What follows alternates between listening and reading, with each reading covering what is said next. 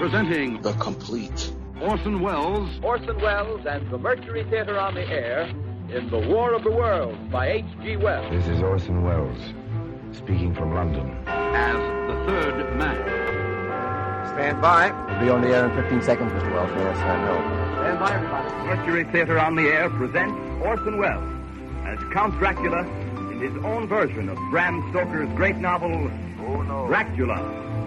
what evil lurks in the hearts of men? The shadow knows.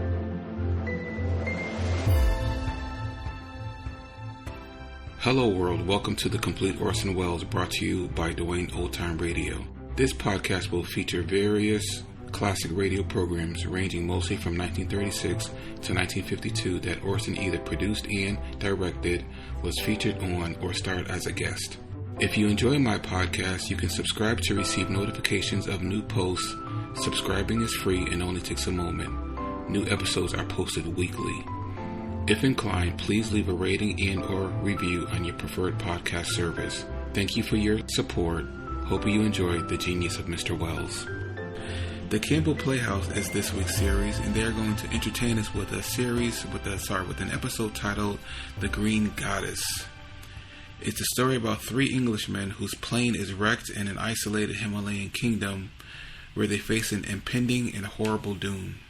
This episode aired February 10th, 1939.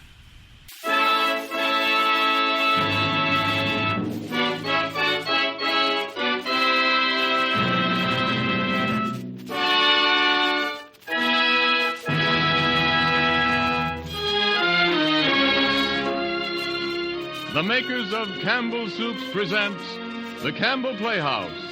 Orson Welles, producer.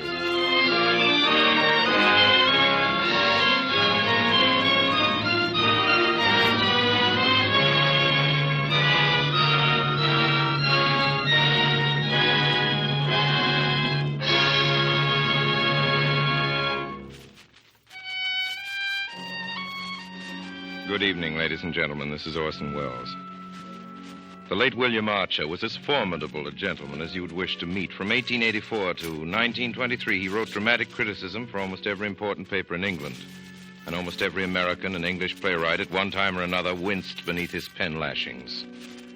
Then later in life, he developed a secret passion, a disgraceful passion for a dramatic critic. He wanted to write a play. Mr. Archer was a very thorough old gentleman. The first thing he did was to write a book in which he explained exactly and in great detail how plays should be written. It became a classic. No young playwright since then would dream of writing a play without carefully consulting and following the rules and dictates laid down by Mr. William Archer. No young playwright, that is, except Mr. William Archer, who at the age of 63 sat down and wrote a play in which he took care to break every single one of the rules that he'd set down in his manual. It was called The Rajah of Rook. It was changed to The Green Goddess.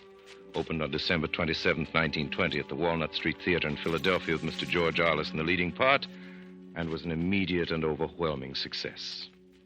Ladies and gentlemen, it only remains for me to tell you that our guest tonight is the star of such fine motion pictures as The 39 Steps, The General Dies at Dawn, The Prisoner of Zenda, and the new Paramount picture Café Society, the beautiful and talented Madeleine Carroll.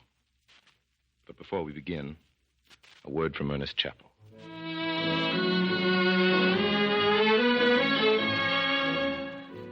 Not so many years ago, tomato soup and cream of tomato were unusual dishes, enjoyed very much, but not very often. Today, of all the soups in the world, tomato soup is the one most often served. Not because women have taken to making tomato soup frequently. No, on the contrary, few housewives ever attempt it anymore. There's just one reason for tomato soup's popularity, and it is this: the magic, matchless flavor of Campbell's tomato soup. There's a lively verve, a dashing zest about this flavor that people take to at once and come back to and enjoy again and again. The first racy taste of it has a way of arousing a desire to eat, and yet there's a pleasant feeling of satisfaction when the last spoonful is gone. So this soup is a happy choice for the main dish at lunchtime or at supper, and it also is a fine way to start the day's main meal. Serve it sometimes, too, as cream of tomato, made with milk instead of water. you can always be sure that it will be received with pleasure. Because this, of all soups, is the one people like to have most often, Campbell's tomato soup. And now for Miss Madeline Carroll, Mr. Orson Welles, and the Green Goddess.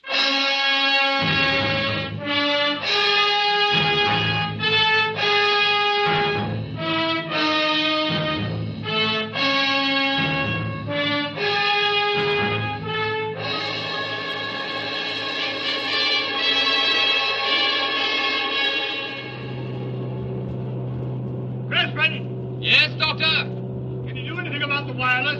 Afraid not. Coil's gone. How far's Bahari? I'll make it soon. Anthony, I'm frightened. The fog's getting thicker. Here, Lucilla, take a drink of whiskey. It'll brace you up. No, thanks. You've been drinking enough for both of us. I'll have to get my warmth somewhere. My wife certainly doesn't provide any. Now, do you, my dear? Anthony, I'm sure we should have landed at Bahari by now. Ask Dr. Traherne if... Don't tell me you haven't perfect confidence in our pilot, Lucilla. Please, Anthony, this is no time. On the contrary, it's a very good time. You have to sit still and listen to me for once. Pricilla, I know very well what's on your mind. What's been on your mind for months. You're cursing the mistake you made in marrying a poor devil of a soldier man instead of a first-rate scientific genius like our Dr. Traherne. Come on, make a clean breast of it. I have nothing to say. Well, my dear, if you only have patience for a year or two, I'll do the right thing for once and drink myself to death.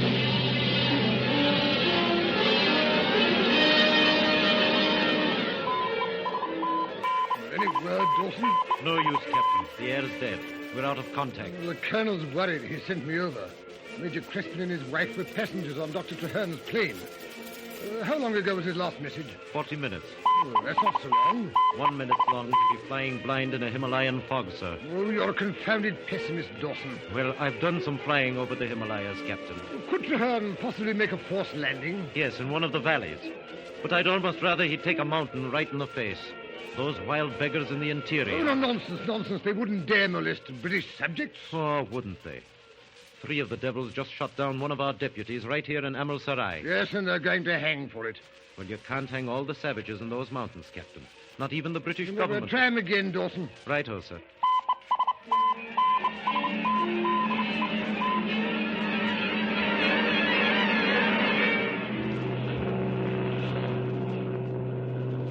Major Creston? Yes, what is it, Traherne? I'm afraid the fog's thrown us off our course. We're running short of petrol. I've got to make a landing. There's nothing but mountains all around. Had to take a chance in the valley. I tried to get out of the fog. Looks like a peak straight ahead. I see it. I'll nose down to the right. There's a hole in the fog. Anthony, your glasses. Quick, on my side. Traherne, I see a green patch. Right below us. Circle as you dive. Steady. I'll bank. If the petrol holds out. There's a clearing in the woods. Castle or something? I see it. About 1,000 feet and a little to the left. No use. Petrol's gone. Can't make the castle. Major, the door on Mrs. Creston's side. Open it. Hold tight, everybody. Here we go.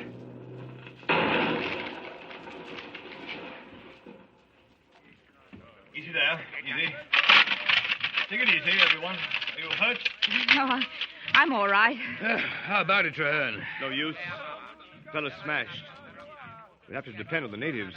Perhaps we could get word to that palace we saw up on the hill. Well, the natives did that for us, Lucilla.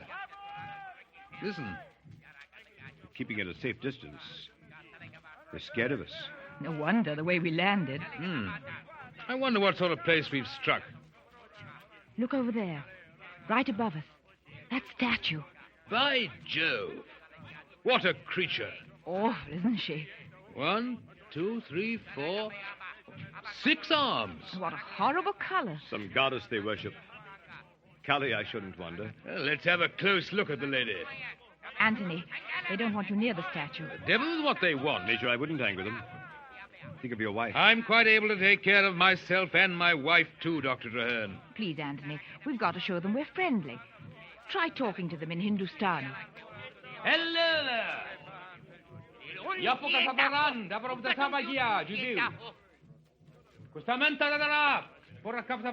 You were splendid, Lucilla, all through. I had faith in you. If I'd had another pint of petrol. But I simply had to trust to luck. It wasn't luck. It was you that saved us, Basil. There's no use. They can't understand it. We must be well into Central Asia. Rock? Where's that? Why, I've heard that name recently. Look, I can't remember exactly. I remember. Anthony, see if that Calcutta paper is still in the cockpit. No, it's not there. I was reading it on the way. I may have thrown it in... No, yes, here it is. It's still in my pocket. I read something just this morning. Let me have it. Probably under province dispatches. Here. This is the paragraph. Abdallahbad, Tuesday. Sentence of death has been passed on 3 men found guilty of the murder of Mr. Haredale, agent of His Majesty's government. It appears these criminals are inhabitants of Rook, a small and little-known independent state among the northern spurs of the Himalayas. That's it. Look, I read it, too. And by the way, this news isn't the best possible passport for 3 Englishmen. But if we're 100 miles from anywhere, it can't be known yet. Oh, they won't dare touch us. Still, I think I'll burn this page. Have you got a match, Preston? There you are. Thanks. Well, there she goes. Just in case there's anyone here who can read. Look out. They're watching us, Doctor. What's that? Look. Figures moving through the trees. It's a procession of some sort. Soldiers, by the heaven. In uniform. Oh, putting out their best foot for us, eh, Doctor? Well, I hope it's a friendly gesture. I don't like their looks very much. What's that in the center? They're carrying someone on a litter. Look at the gold on it. It's probably the Raja. Shall I tell the trailer my revolver? Steady, Major. Better take our chances on their being friendly. Anthony, try to explain to him. Now, see if he knows any Hindustani. Yapura Kadaral, Yapura Chicha Pida Tapa, Yamur Tapa. There's no use. The ignorant beggar probably only knows some tribal language. What luck I have with that gun. Raja! Chinunga, say!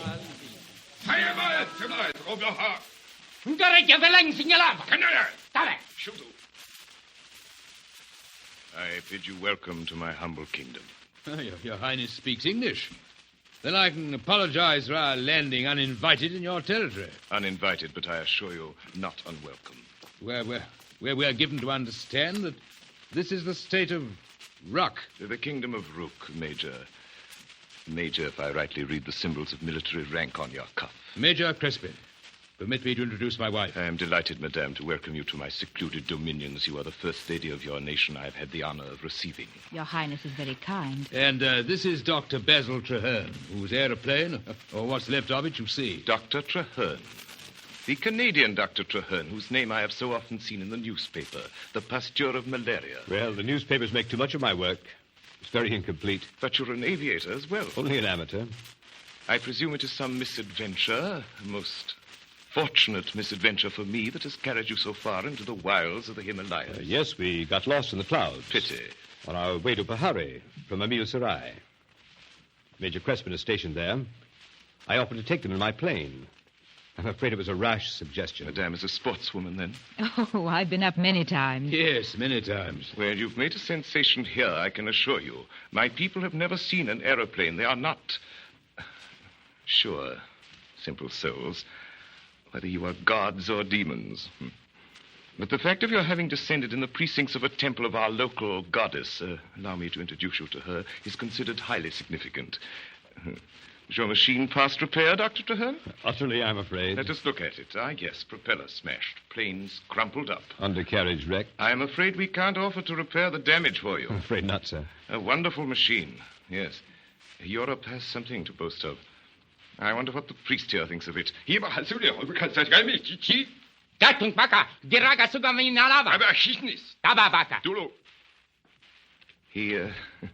says it's the great rock, the giant bird, you know, of our eastern stories. And he declares that he plainly saw his goddess hovering over you as you descended and guiding you towards her temple. Hope so. We shall find no difficulty in obtaining transport back to India. To civilization, you were going to say. Why hesitate, my dear sir? We know very well that we are barbarians. We are quite reconciled to the fact. We have had some 5,000 years to accustom ourselves to it. This sword is a barbarous weapon compared with your revolver, but it was worn by my ancestors when yours were daubing themselves blue and picking up a precarious livelihood in the woods. But Madame is standing all this time. Watkins! Your Highness? Watkins, what are you thinking of? Some cushions, a litter for Madame, and mountain chairs for the gentlemen. They'll be here in a few minutes. And then I hope you will accept the hospitality of my poor house. I'm afraid we're giving you a great deal of trouble, Your Highness. A great deal of pleasure, Madame. I hope, sir, there will be no difficulty about obtaining transport back to India. Time enough to talk of that, Major. When you have rested and recuperated after your adventure, you will do me the honor of dining with me this evening, I trust. Your Highness, we've nothing to wear but what we're in. Oh, I think we can put that all right. Watkins. Your Highness? You are in the confidence of our mistress of the robes. How does our wardrobe stand? Fresh consignment of Paris models come in only last week, Your Highness. Good. Then I hope, Madame, that you may find among them some rag that you will deign to wear. Paris models, Your Highness? And you talk of being uncivilized. We do what we can, Madame. I sometimes have the pleasure of entertaining European ladies, though not hitherto English women, in my solitudes, and I like to mitigate the terrors of exile for them. And then, as for civilization, you know, I always have at my elbow one of its most finished products. Watkins. Your Highness. You will recognize in Watkins, gentlemen, another representative of the ruling race. I assure you he rules me with an iron hand, not always in a velvet glove. Hey, Watkins. Your Highness, we'll have your little joke. Yes. He's my Prime Minister and all my cabinet, but more particularly my Lord Chamberlain. No one can touch him at mixing a cocktail or making a salad. My entire household trembles at his nod. Even my chef quails before him. Nothing comes amiss to him, for he is like myself, a man without prejudices. I have sometimes thought of instituting a peerage in order that I might raise Watkins to it, but I mustn't let my admiration for British institutions carry me too far, must I? Here comes the litter. Permit me, madam, to hand you to your palanquin. Thank you, Your Highness. I see you have a newspaper, madame. A recent paper is such a rarity. You must allow me to glance at it. Of course. The telegraph news is gone. What a pity.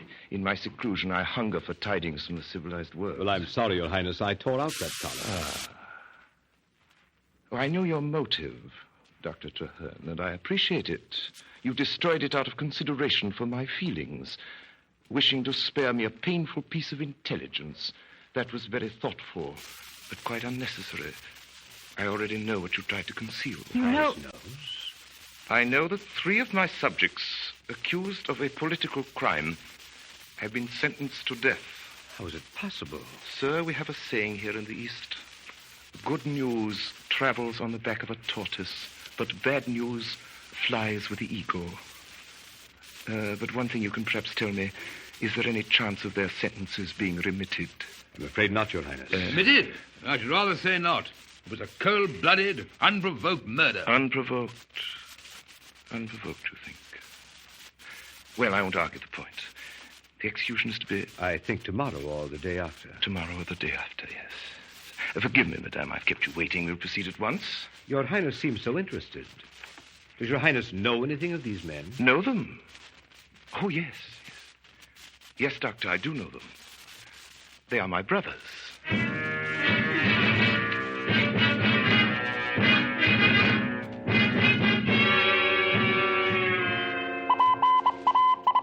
Bahari, Army Post to Amil Sarai. Your message received. No, sign plain, you describe. Ready to seek, missing plane. Please advise, location, last known. Bahari. Lord, they're down all right. Petrol couldn't last. If they've only made a landing. If they had, Crespin would have rigged up their wireless on the ground. He's a good hand at it. You're a comforting soul, Dawson. One of those born obituary writers. Well, I don't see no reason to feel cheerful. Well, keep it humming. I'll ask the colonel about orders for Pahari. Oh, by the way, advise mountain stations the 3 murderers of Haredale are sentenced to be hanged tomorrow at sunset. Might serve as a warning. Right, Chief. To all mountain stations. 3 murderers of Haredale are sentenced to be hanged.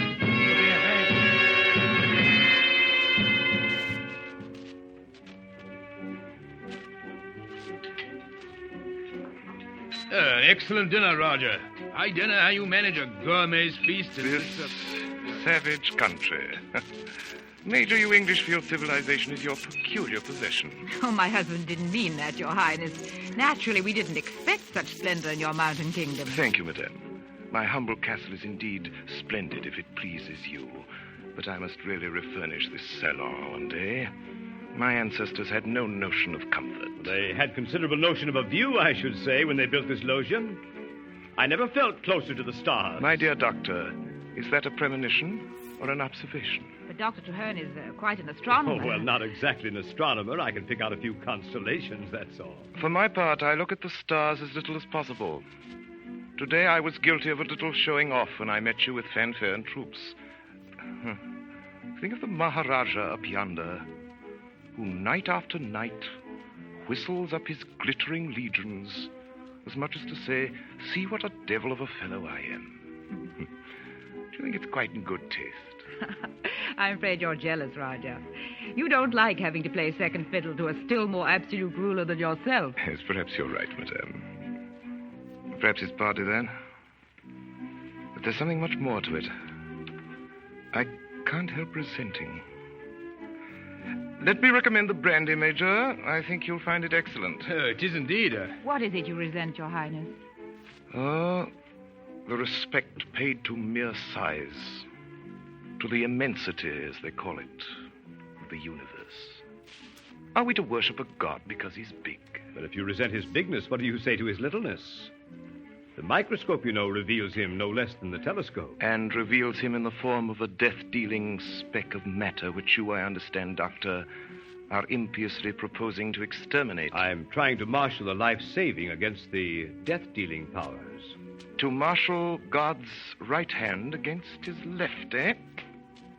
This mosquito that I've just killed. I'm glad to see you smoke, madame. It helps to keep them off. This mosquito, or any smallest thing that has life in it, is to be far more admirable than a whole lifeless universe. What do you say, Major? I say, Roger, if you'll give me another glass of brandy, I'll let you have your own way about the universe. It's a very satisfactory trade. Your glass, Major. Thanks. I say, Your Highness, all this is rather out of my depths. We've had rather a fatiguing day. Mightn't we... To be sure. We'll now go into committee upon your position here. If you please, sir. I'm afraid you may find it rather disagreeable. Communication's bad, eh? We have a difficult journey before us. Mm-hmm. A long journey, I fear.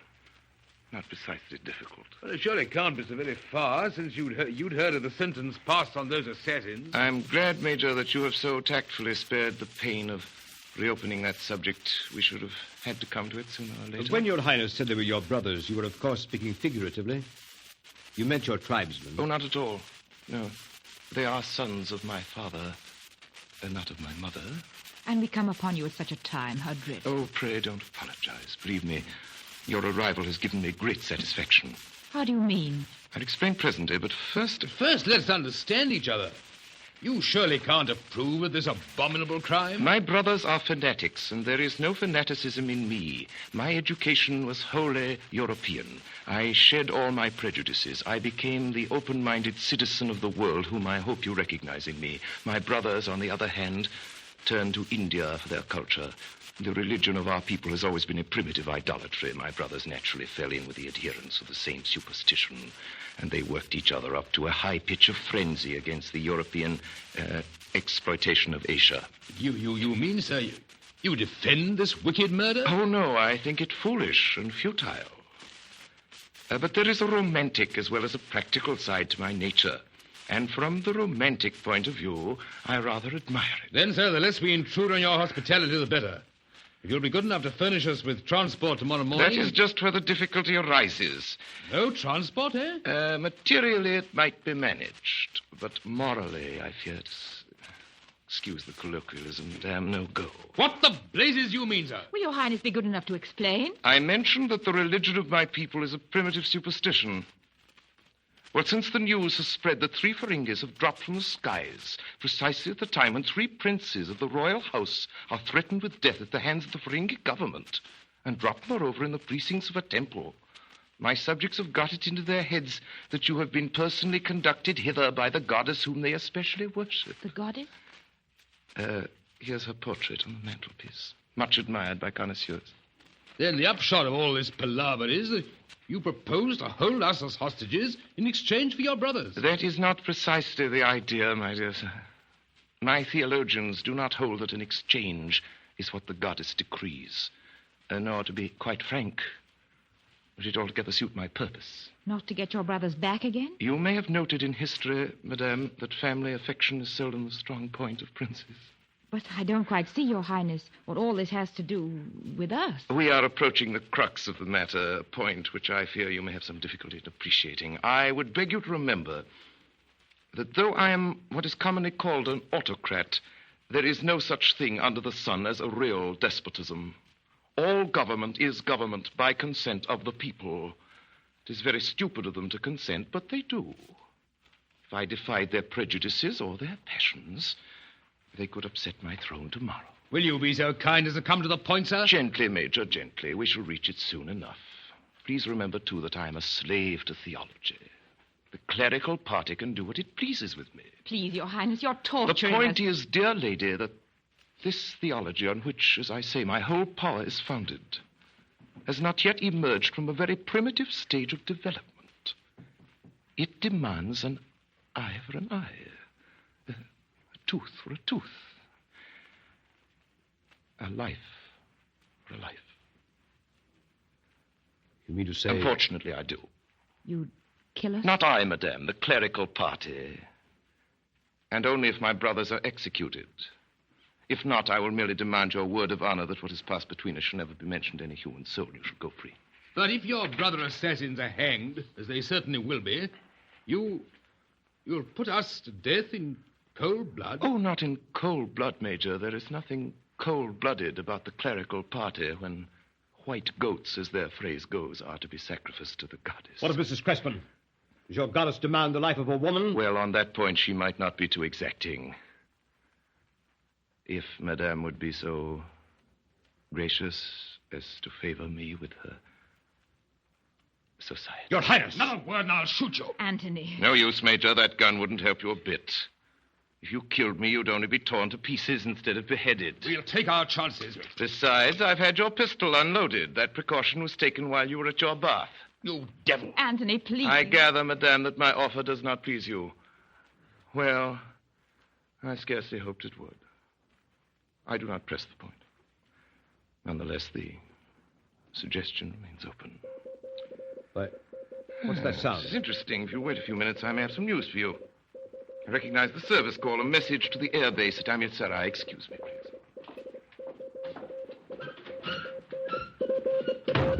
Well, Watkins? It's the army post at Pahari, Your Highness. What do they say? Just a moment, Highness. Pahari, army post to Emil Sarai. No sign, plane, you describe. Ready to seek missing plane. Please advise location.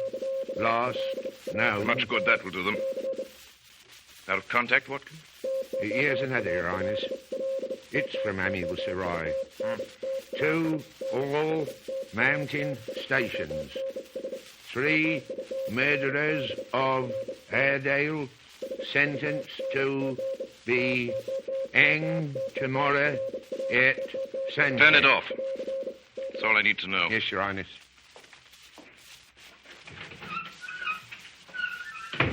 I find your friends are very interested in your whereabouts. What's that?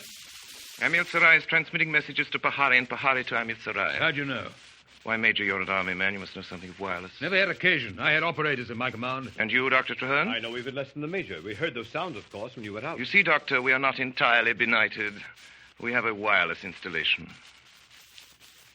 Did you have anything further to tell us, Your Highness? Yes. I'm afraid not very good news. My brother's execution is fixed for tomorrow. Then tomorrow? Yes. At sunset. But meanwhile, I hope you will regard my poor house as your own. I should not advise you to pass the palace gates. It would not be safe. Your Highness. Yes, Madame. I can't believe that You really mean what you've told us tonight.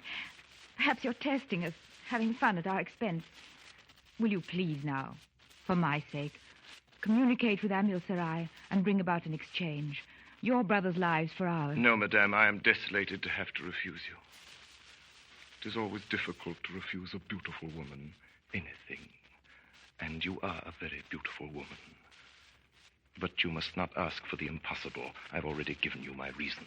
And what's to prevent us from throwing ourselves from that loggia onto the rocks below?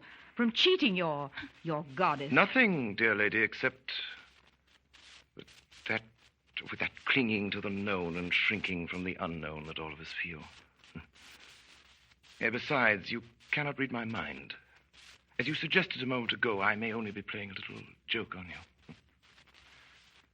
You have observed that I have a sense of humor. I'm afraid I've been talking a great deal. Madame, my servant will take you to your room. Ja. Si, Thomas.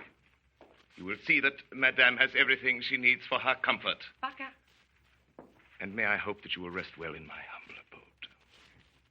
Good night, Anthony. Basil. Good night, my dear. Good night, Lucilla. If there is anything, Madame, that is not entirely to your liking, I trust you will not hesitate to make your wishes known. Good night, Madame. And now, gentlemen, tomorrow we have all day. Shall we start it with a game of billiards? Say at 10 o'clock. Now our last whiskey and soda. No? Then good night. Good night.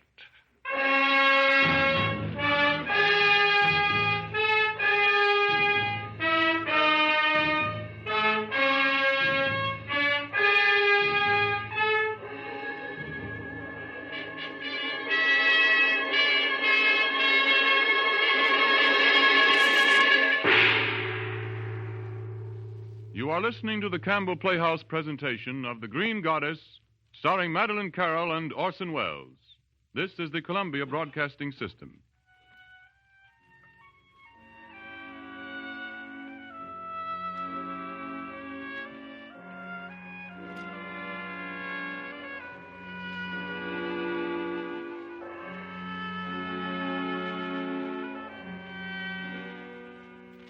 This is Ernest Chappell, ladies and gentlemen, welcoming you back to the Campbell Playhouse.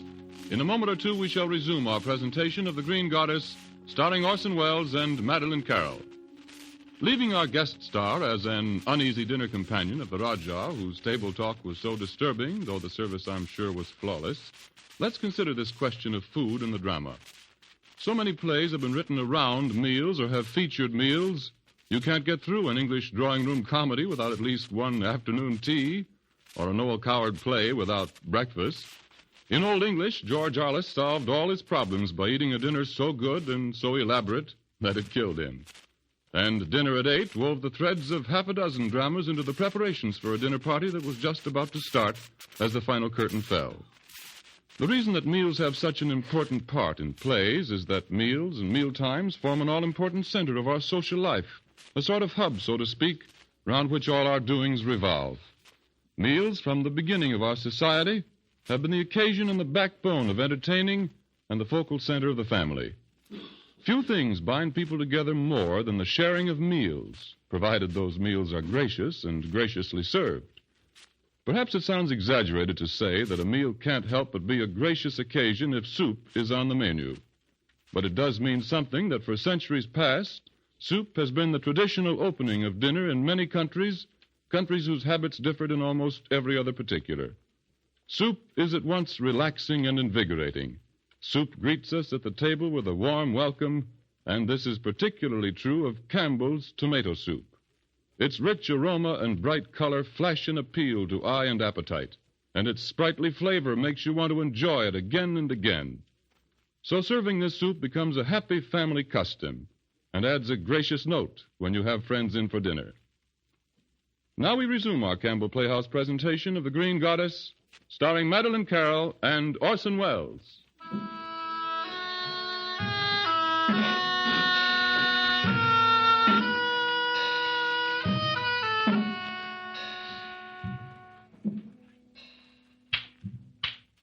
Good shot, Major. I see billiards is another of your many attainments. I missed that one. Too bad. Too bad. I should try my luck. It's an easy one. I'll try the 3-cushion shot now. Very good, Roger. Thank you, Doctor. Roger, a joke's a joke. This cat and mouse business is getting on my nerves. Have another drink, Major. Play the spot ball. Chalk that up, Major, please. I wonder if I can cannon off the fight now. Send us back to the nearest British outpost and we'll give you our word to say nothing of this pleasantry you've played on us. Send you back, my dear Major. I assure you, if I were ever so willing, it would be as much as my life's worth. Watch this masse, gentlemen. One of my favorite shots. Yes. You don't know how my subjects are looking forward to tomorrow's ceremony. You must be reasonable, my dear sir. I'd ask you no favors except for my wife's sake. But for her, we'll make any concession. Promise you anything. What can you promise me that's worth a brass farthing? No. Asia has long had a long score against you swaggering, blustering lords of creation. And I mean to see some of it paid tomorrow. But in the meantime, gentlemen, there's no reason why we shouldn't behave like civilized beings. It's your turn, Major. I've left you a setup. Let me try the red ball from the cushion. Beautiful shot.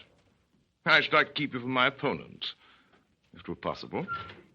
Your Highness. Yes, Watkins. Mrs. Crispin has come downstairs. Oh, you'll pardon me, gentlemen. I'll detain Mrs. Crispin only for a few moments. Then she'll join you here. Please continue the game. Dr. Traherne. Yes? Last night you informed me you knew nothing of the wireless, but it's been reported to me there's a wireless set installed in your plane. That's true. Wireless is now a part of a plane's standard equipment. Unfortunately, I neglected to learn to operate it. We might have escaped being lost in the fog. And your hospitality. Doctor, I'm forced to admire your tact as well as your billiards.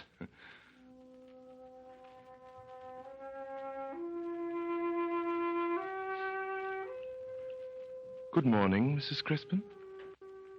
Would you please sit down? I thought my husband was here. He's in the next room playing billiards with the doctor. I trust that you slept well. More or less. More rather than less, if one may judge by your looks. Does it matter?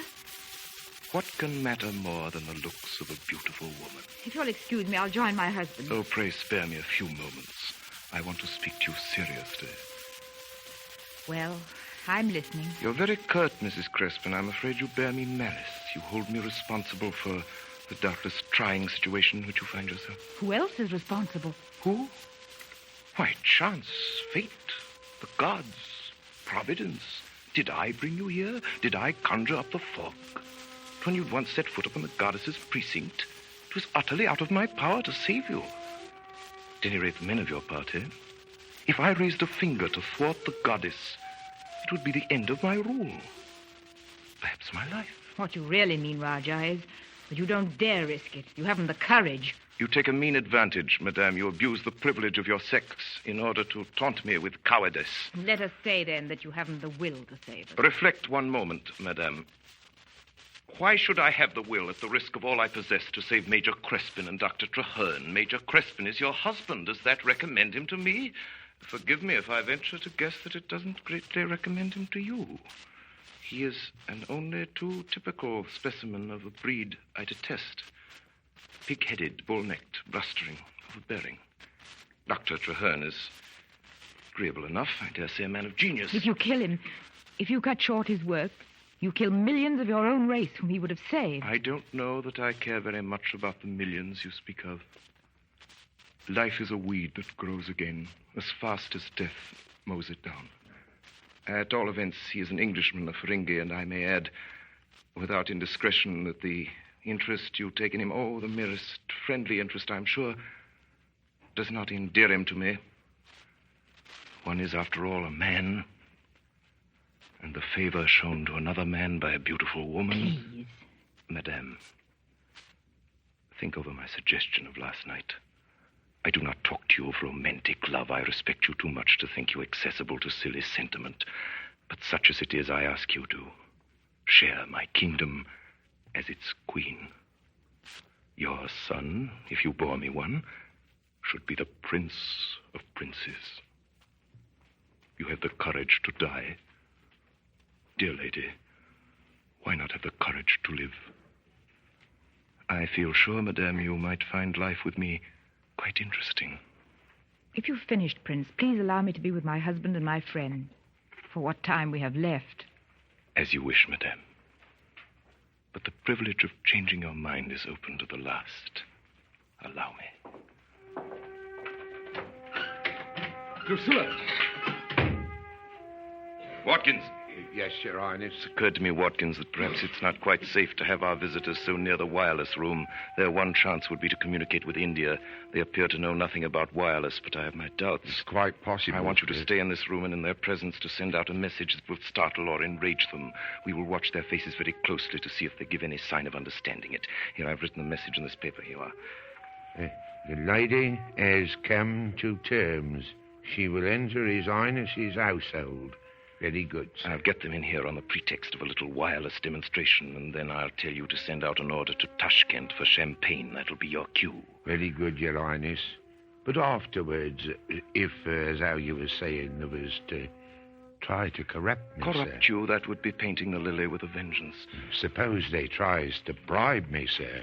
What are your instructions? You may do exactly as you please. I have the most implicit confidence in you, Watkins. My grateful thanks to you, sir. But I thought if I was to pretend to send a message for 'em, it might keep 'em quiet like. Very true, Watkins. It would not only keep them quiet, but the illusion of security would raise their spirits, which would be a humane action. I'm always on the side of humanity, Watkins. Just so, sir. Then I'll humor 'em. Just a moment. We shall test them now. Watch closely as you send the message. Major Crespin. What is it? Watkins is just going to send a message by wireless. I thought it might amuse you and the doctor to see it work. Mrs. Crispin, too, if she wishes. Very well. You come, Lucilla? Yes, of course. Here you are. This, you see, is the apparatus. Ready, Watkins? Yes, sir. You have the orders for Tashkent? Yes, Your Highness, but I haven't coded Oh, it. never mind. Even if some outsider does pick it up, I dare say we can order 12 cases of champagne without causing international complications. It's waiting for the reply signal, you see. Yeah, I help myself to some more of your excellent brandy, Roger. Anthony, By all means, Major Crispin. I've got them. May we speak? Oh, yes. You won't be heard in Tashkent. Have a drink, Traherne. No, thanks.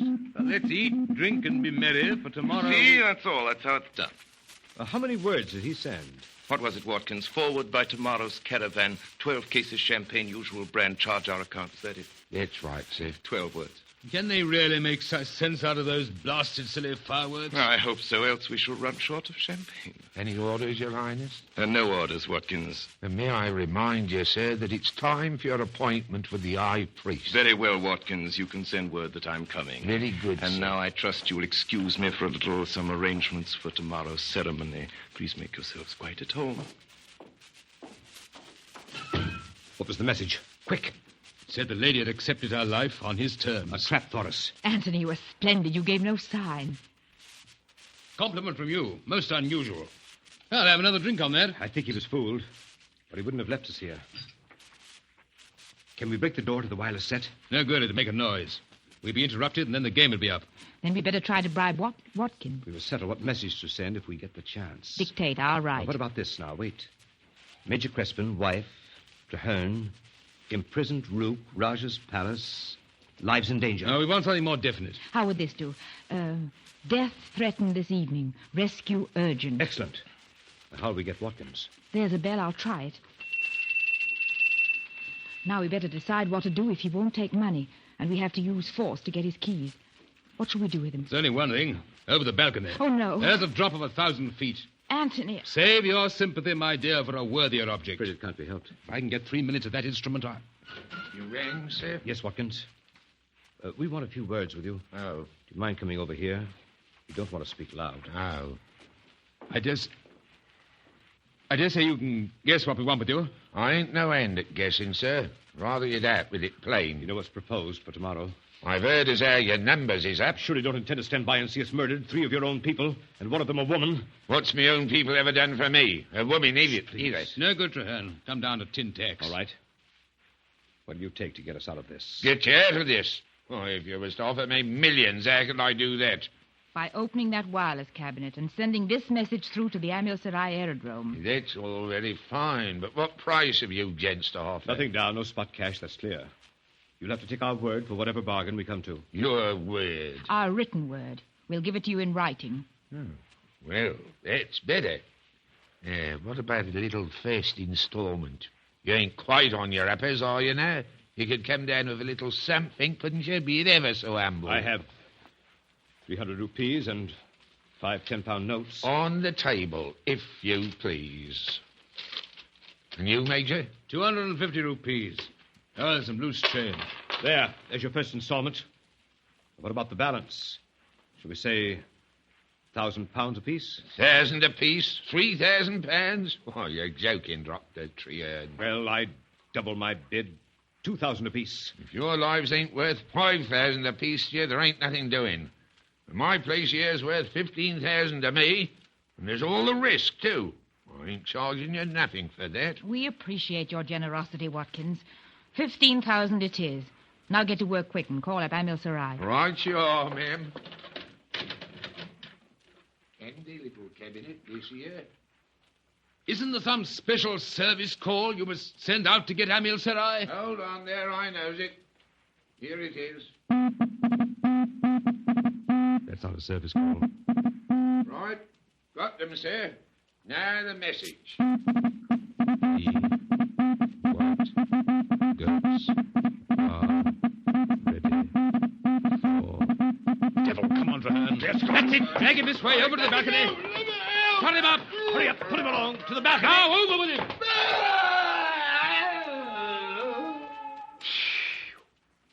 Oh, that's a good job. Now, can you lock that outside door? No key in it, Anthony. The soldiers in the passage. I'll try to hold it. Can you send through a message? If they'll give me a minute, I can. Oh, that swine reduced the current. I'll have to adjust it. No, here goes. There it is. Any answer? No, I didn't expect any, but it's an even chance I get them. Someone's coming up the passage. Go on, hold them to her. Just a few more seconds. I'm almost through. As long as I... So, Major, when the cat's away... Anthony, watch out! He'll shoot!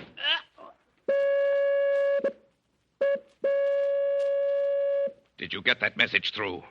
Anthony! Did you? Wouldn't you like to know? Anthony!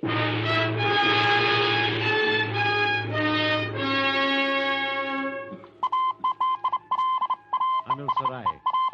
Major Crespin, wife, Traherne, imprisoned.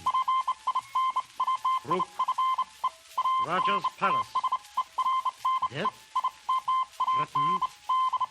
This evening, rescue.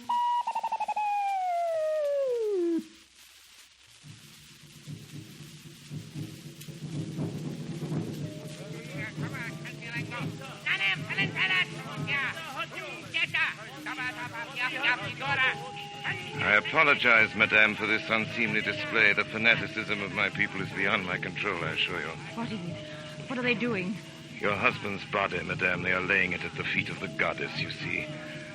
I had 3 brothers, head for a head. Roger, you'll pay for this, whether we're dead or alive. I'm not so sure. The Major didn't get your SOS through. I have nothing to fear. If he did, nothing can save me, and I may as well be hanged for a wolf as a lamb. How long have we left? Till the sun's rim touches the crest of the mountain. The blast of our great mountain horn will announce the hour, and you will be led to the sacred enclosure. Your Highness, will you grant us a last favor? By all means, if it is in my power, in spite of your inconsiderate action of yesterday. Considerate? Watkins, you know, poor Watkins. Great loss to me. But I bear no malice for a fair act of war. Then you'll leave us alone for the time that remains. Very well. It is quite brief, I'm afraid. And oh, by the way, you need have no fear of the ceremony being protracted. It will be brief and, I trust, painless. Those are my orders. And Before I go, madame, may I remind you of my offer? It is not yet too late. Till then, au revoir. Pricilla. Yes. It can make no difference now if I tell you what I couldn't before. I knew without your telling me. We might have been very happy. It's not easy to die. Just when there's every reason to live. Perhaps easier than it was. Living without a reason. We found each other and we know. Tell me that I can think of it when they... Please, just once. I love you, Pricilla. I love you. If only I... Back. Madame? Dr. Traherne?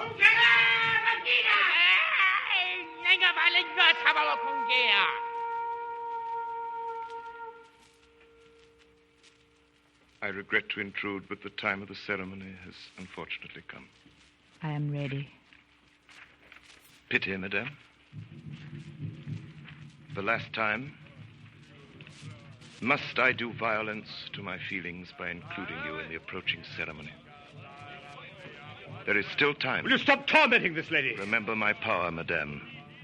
If I may not take you back to my palace as my queen, I can send you back as my slave.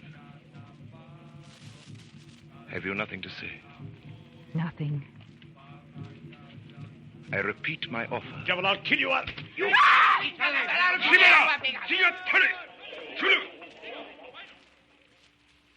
Chivalrous, but ill-advised, Dr. Traherne. I regret it, and so will you. I am, for the moment, not a king, but a priest, and must observe a certain dignity. Ridiculous, isn't it?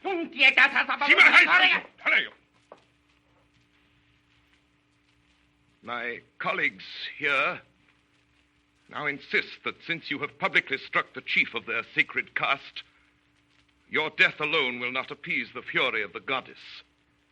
They insist on subjecting you to a process of expiation, a ritual of great antiquity, but... You mean torture? Well, to put it crudely, yes. Some quite remarkable combinations. Oh, no! Not you, madame, not you. I must speak to you, Your Highness.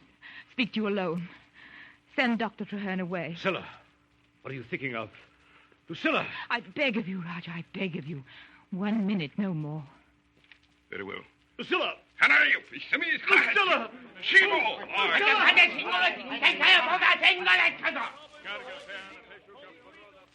Well, madame, we have less than a minute. Let him go.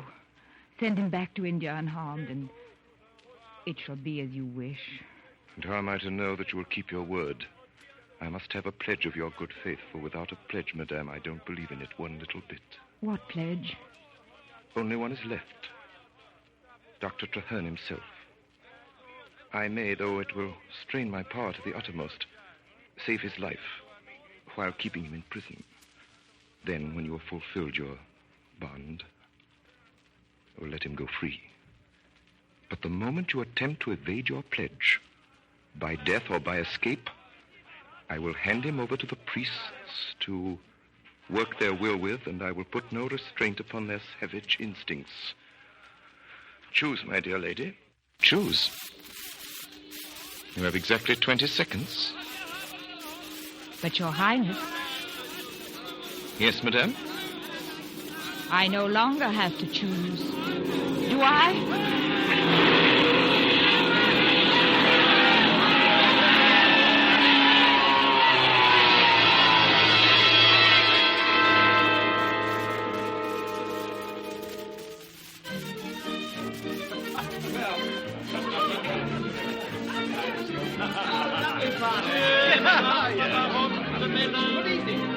The Grand Duchess von Ferrelstein, Dr. and Mrs. Basil Traherne, the Grand Duke Dmitri of Croatia, Madame la Vicomtesse de Belfort, His Highness the Rajah of Rook, Sir Alfred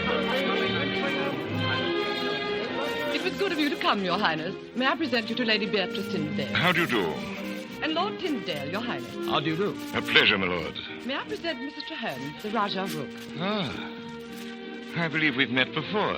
Yes. Your Highness and I have met before. Under somewhat different circumstances, were they not, Mrs. Crespin? Oh, excuse me, how silly I am, Mrs. Traherne. For the moment, I had almost forgotten the Major's heroic end. You should have every reason to remember it, Roger. I see you persist in regarding me as a murderer. What a pity, Madame. Your husband killed my faithful servant. His own death at my hands was a fair act of war. Evidently, His Majesty's government didn't view it in that light. No. The English government has difficulty in taking an unprejudiced view about such matters. For that reason, you now see me, Madame, swelling the ranks of the kings in exile. But I find retirement has its compensations. For instance, the clerical party of Rook. I'm no longer bothered with them. Mrs. Traherne, for the sake of old times, may I have the pleasure of this waltz? You must excuse me, Your Highness. Well, then perhaps you and your husband will do me the honor of paying me a visit in my villa at Monte Carlo. It is less picturesque than my castle in Rook, but you will find it more comfortable and I assure you a great deal less hazardous. I think I prefer not to impose upon your hospitality again. Now, will you excuse me? Here's my husband. Oh, Dr. Traherne. Your Highness. How do you do, dear doctor? Your wife and I were just having a most charming conversation. Quite like old times. Just between us men, Dr. Traherne, it was really a blessing that things turned out as they did, don't you think? You and Mrs. Traherne appear to be exceedingly happy. And I can't help but conclude that perhaps in some small way I have contributed to your happiness. And for my part, had she remained in Rook, I am now of the opinion she would have turned out to be a confounded nuisance anyway.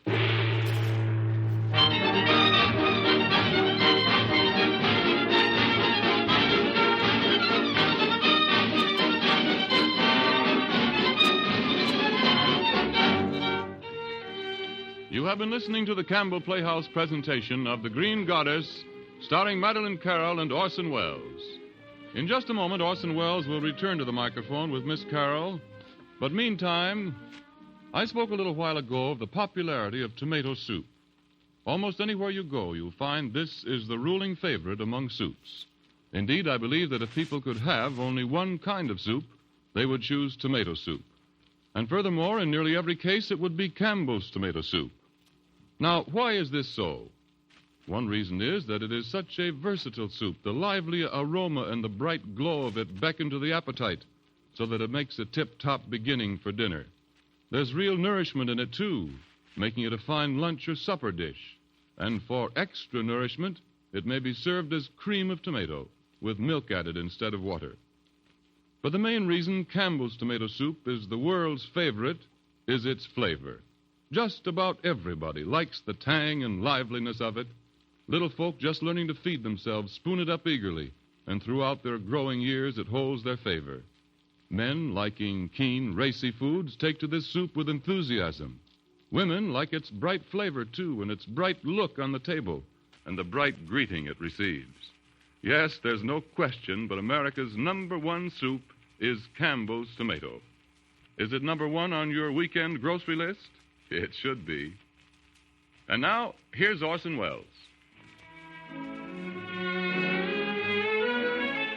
Ladies and gentlemen, I think you'll agree with me that when Mr. Archer set out to write a melodrama, he wrote a melodrama. I'm glad, however, to report that not a single hair of Miss Carroll's lovely head has been ruffled by this evening's harrowing experience. Here she is, none the worse for it, Miss Madeleine Carroll. Thank you, Mr. Wells. Good evening, ladies and gentlemen. I might explain that Miss Carroll has just returned from a vacation trip to Europe. Miss Carroll, on behalf of these United States of America, may I say how pleased we all are to have you back. Not nearly so pleased as I am to be here tonight, especially since I can now be the first to congratulate you on the great tribute that was paid you this week, when you were voted the outstanding new radio star of the year in the Scripps Howard Radio Editors Poll. I was very sincerely delighted to hear it. You deserve it. Well, that's very nice of you, Miss Carroll. Of course, I'm very proud, and so is everybody else in the Campbell Playhouse.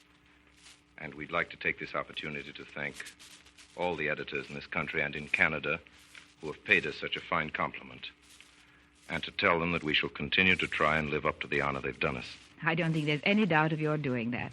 Thanks again and good night.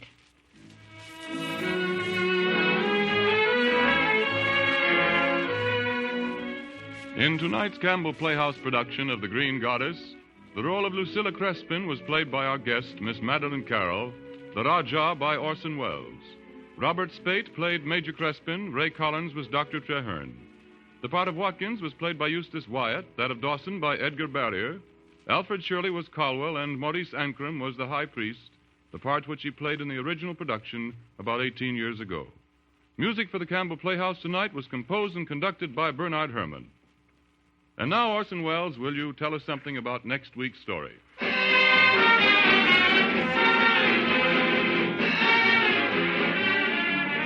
there it is. There's next week. Next week, we're doing a Broadway success of some 10 years ago, Burlesque.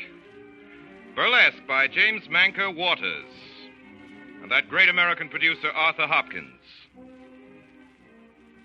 Burlesque is about the show business, about a girl and her love for a ham comic, as he called himself, how she left him and how she went back to him. And it's really more than that. It's a great story of a great business. So until next Friday night when we present Burlesque, my sponsors, makers of Campbell Soups, and all of us in the Campbell Playhouse remain obediently yours.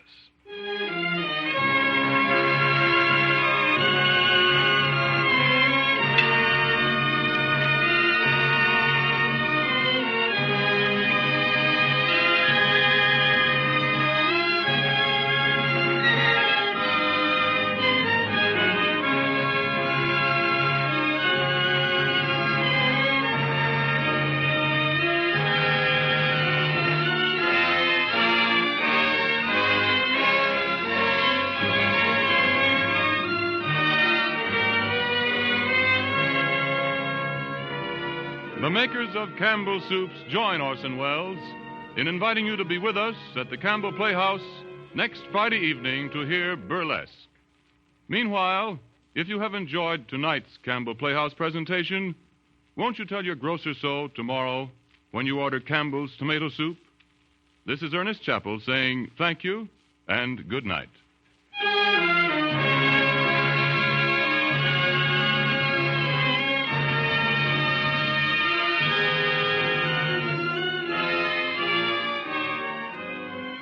This is the Columbia Broadcasting System.